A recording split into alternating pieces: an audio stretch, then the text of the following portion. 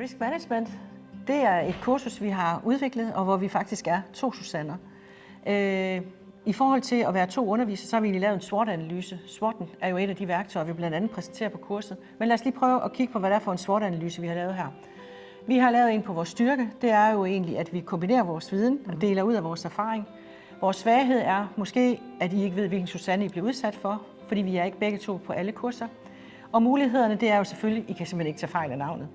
Og trusler, det kan egentlig være, at der kommer en ny underviser, som faktisk ikke hedder Susanne. Det var kun ét værktøj, som vi lige nævnte her. Hvad har vi egentlig ellers af indhold på kurset, Susanne? Jamen, vi har udover det her værktøj, så har vi nogle andre værktøjer, som vi præsenterer jer for.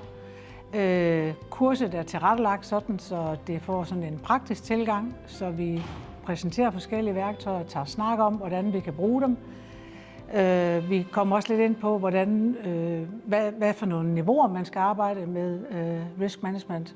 Fordi det er ikke ligegyldigt, om det er på det strategiske niveau, eller det er det operationelle niveau.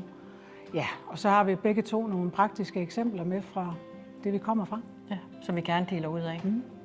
Så I skulle gerne, når I kommer derfra, egentlig få en forståelse for, okay, det risikostyring, som vi egentlig bruger derhjemme, er det tilstrækkeligt, eller skal vi anvende et af de andre værktøjer, og på hvilke niveauer?